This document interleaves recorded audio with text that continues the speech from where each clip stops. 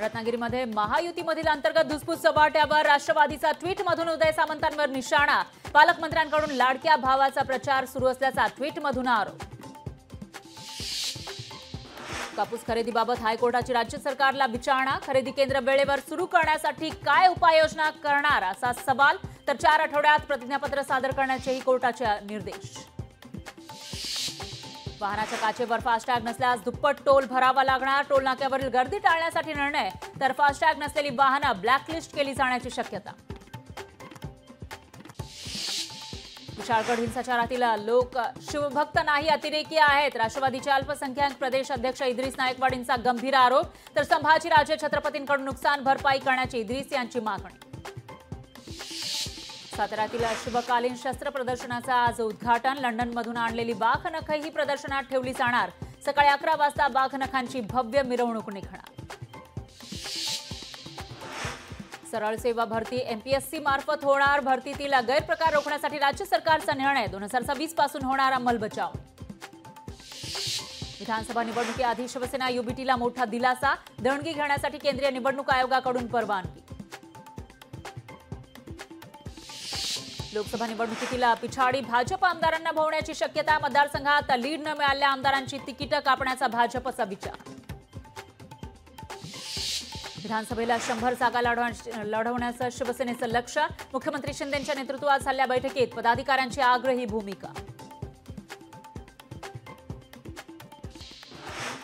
सीएसएमटीवरून सुटणाऱ्या 10 लोकल आता दादरवरून सुटणार। गर्दीच्या नियोजनासाठी मध्य रेल्वे प्रशासनाचा निर्णय। तर 24 दादरच्या लोकल आता परळ स्टेशनवरून सुटणार।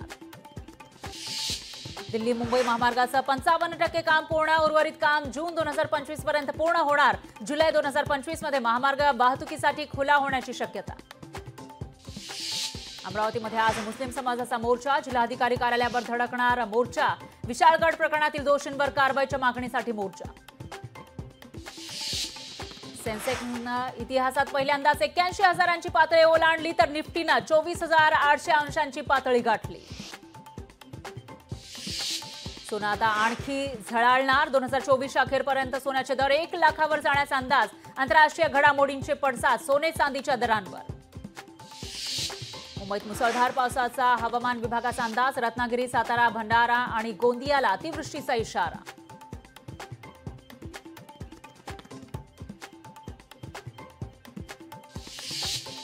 शासनाच्या आरोग्याची वारी पंढरीच्या दारी उपक्रमांतर्गत 14,28,000 वारकऱ्यांवर मोफत उपचार। सरकारच्या आरोग्य विभागाच्या उपक्रमाचं सर्वत्र कौतुक। गडचिरोली सुरजागड पोलाद प्रकल्पाचं भूमिपूजन। पर्यावरण विभागाची परवानगी तसंच जनसुनावणी न घेताच प्रकल्पाचं भूमिपूजन करण्यात आल्याची माहिती। पुणे विद्यापीठाशी संलग्नित महाविद्यालयांमध्ये विविध व्यावसायिक अभ्यासक्रमांना प्रवेश घेणाऱ्या विद्यार्थिनींना 100% शुल्क माफी दिली जाणार।